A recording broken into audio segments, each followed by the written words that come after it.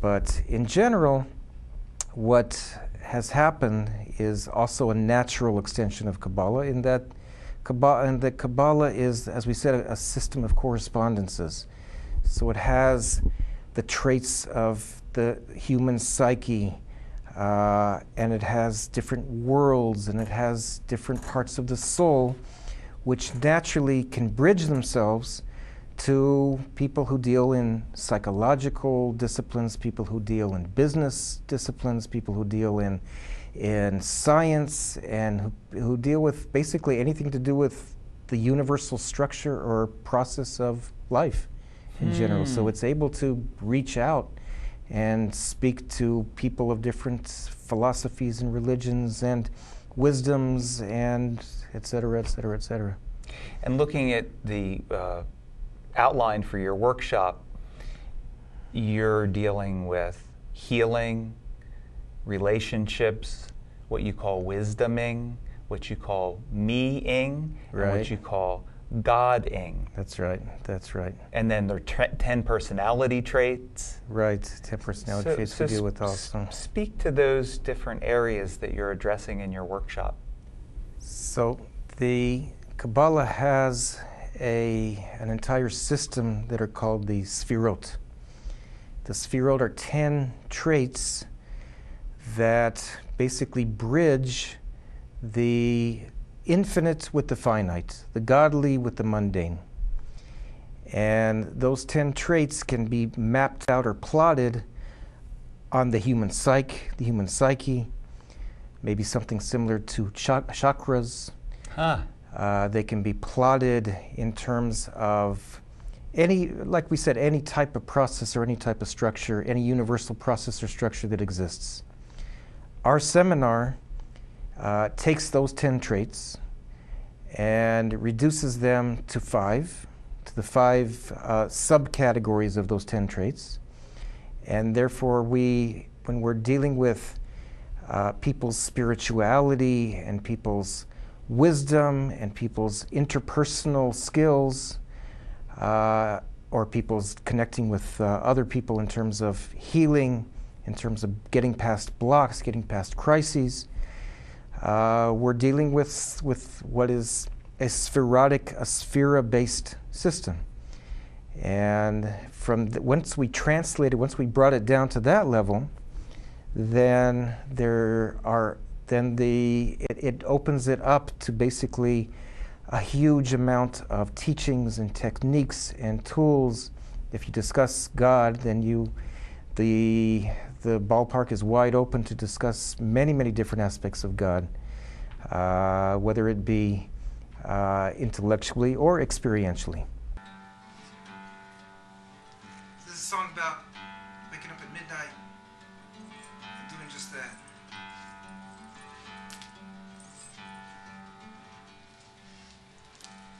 Well, I'm walking down those midnight alleys with a yearning in my heart. It's a yearning burning for a higher living that is tearing me all apart. And when I wake up with all my troubles and frustrations that are dragging me to the ground, well, I jump in the waters of salvation and my troubles become my crowns.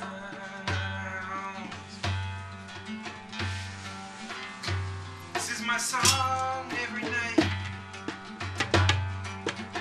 prayer to the light of my life.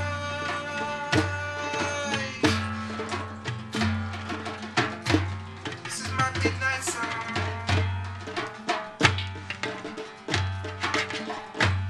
Well, I desire to desire your desire, thereby break on through to that holy place of devoting my entire life towards you.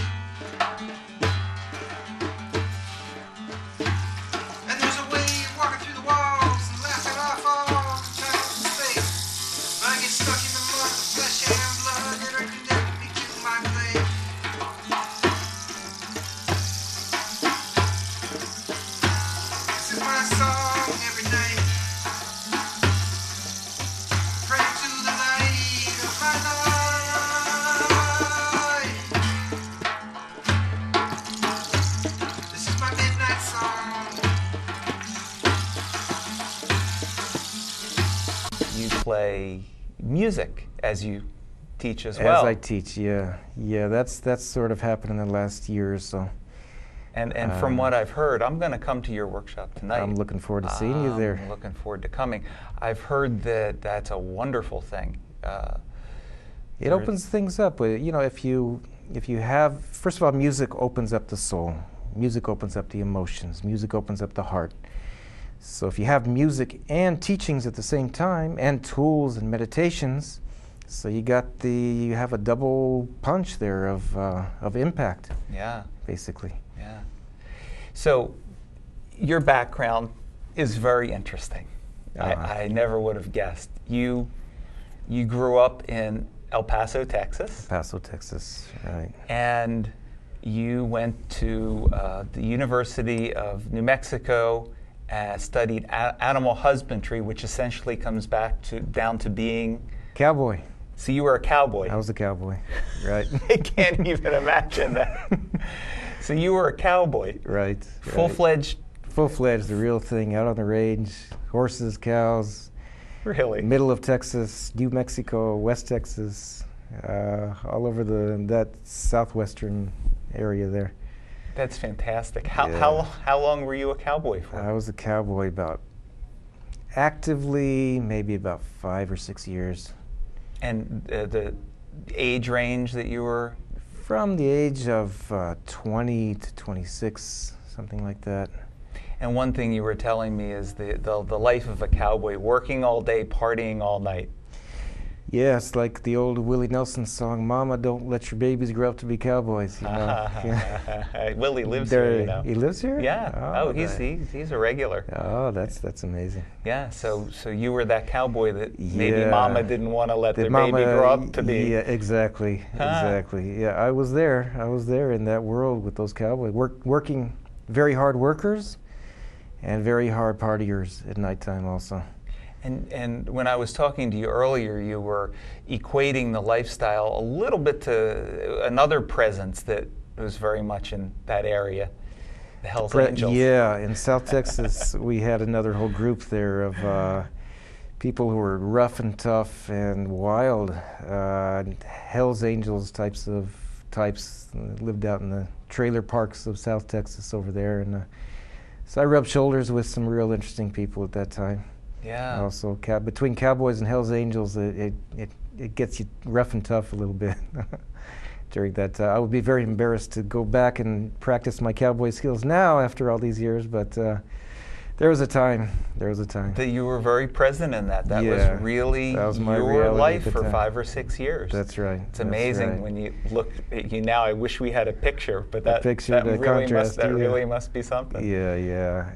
I think it's also a part of why I'm out here in the States and in Hawaii teaching people and bridging with people, because I've seen both sides of the fence. So just like Kabbalah is a natural bridge, I think I'm a natural bridge also. I know people's languages and people's idiosyncrasies and sense of humor and music and the whole thing, so it allows me to cross over where my colleagues back in Jerusalem don't necessarily understand how to cross over that line to connect with people. Right, and what I get from you is that you have no judgment. There's no good or bad. There's no judgment about any of it. No, I try my best to be very open, accommodating, accepting. It's very, very important, especially nowadays. People need that. People need to be nurtured and need to be loved and embraced, and I think that's a very big part of what I'm trying to do. And how did you so here you are, you're a cowboy out on the range in Texas and New Mexico, home on the range. Home on the range. Home on the range Right. where the deer and the antelope play. How That's did you right. make that connection between being a cowboy to your life My lifestyle now? Yeah, where was the segue? How did that happen? Well, I took my cowboy skills with me to Israel, and when I first got to Israel, I had plans of checking it out, maybe living there, maybe not, at about the age of 25, 26. But at the time, I was a cowboy, so I went up to the northern Golan Heights at the time, and I was helping to run horseback riding stables and take care of all the horses and take people out in the Golan Heights riding horses, which was a very beautiful area and a very nice job that I enjoyed a lot. Was that kind of you were taking tourists out, or? Yeah, I was taking tourists out on the heights out there, and it got to a point where it was beautiful to be out there in nature and to be with the horses and to be doing my thing. But I sort of was in a self-discovery phase at that time, and I was exploring not only the outer parts of life, the external parts of life, the cowboy hats and all that, but I was trying to discover what's more inside also. And that led me to Jerusalem, which is, the Jerusalem breathes and radiates everywhere you go, spirituality and spiritual seekers and spiritual seeking. And that's exactly what I did. I went there and I was looking around and checking things out. And I was working at the time, but I would also take a book with me of prayers, and I would go out into nature and start talking to God a lot. And one thing led to another, and I eventually became religious. And the direction that I took when I was religious was also unique, that I went to learn Kabbalah very soon afterwards. So not everybody does that who becomes religious. Very few people do that, actually. Mm-hmm. So I don't know if that's a natural bridge from where I was to where I am, but that's sort of what happened. That's the story. That's sure the description of it. Sure. And I never put this together before, but when you were saying how Jerusalem is a place where people come together for spiritual discovery, and right.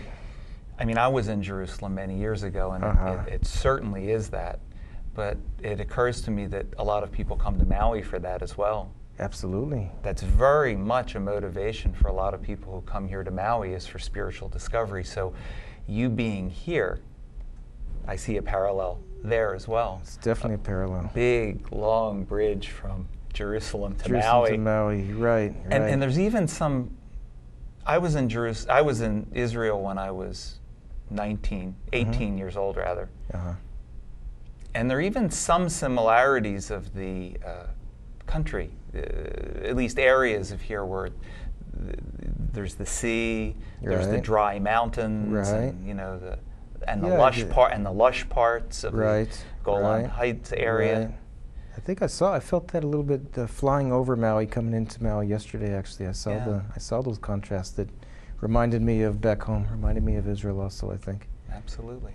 And this, what you're saying, the spiritual seeking also. Yes. I find that very much so when I come over here. Yeah. That's why our seminar is called Paradising in Paradise. Aha. That's the connection, is that what I'm trying to do, all I'm trying to do is open up a natural paradised state of consciousness, expanding our capacities and bringing in our lower souls and our higher souls and our pleasure states, and utilizing everything that we have inside and being in what I call a paradise state of mind. And the whole seminar is basically about that, how to be in that consciousness while you're out here in a land of paradise. And you have a website. Right. It is paradiseprinciple.com. Paradiseprinciple.com. Right. And people can find out more about what you're doing, and so forth by checking out paradiseprinciple.com. That's right. Wonderful.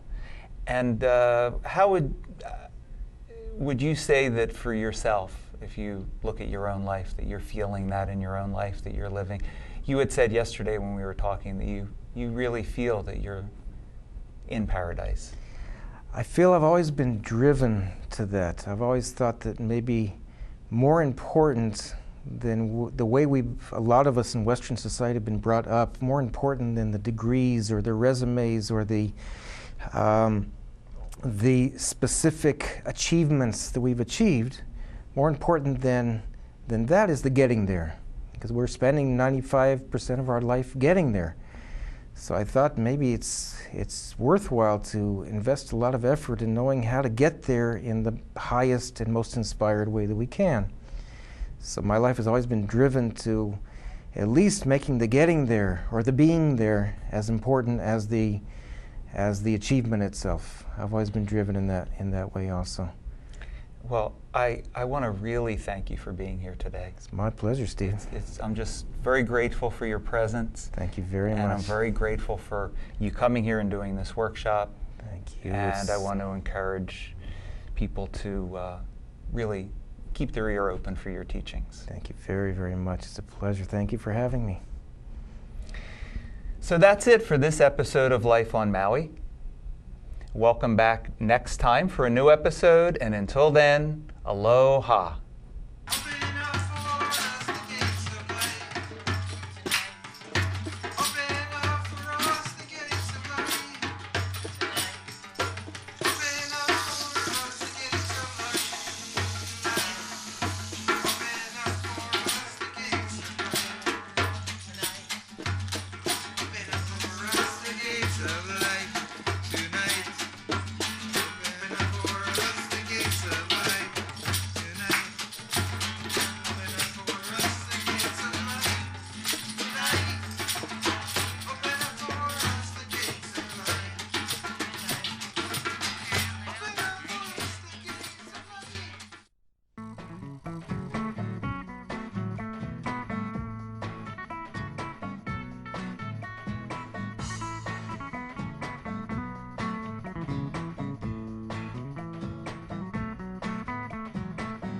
Call me crazy, but I'm never giving up my dream.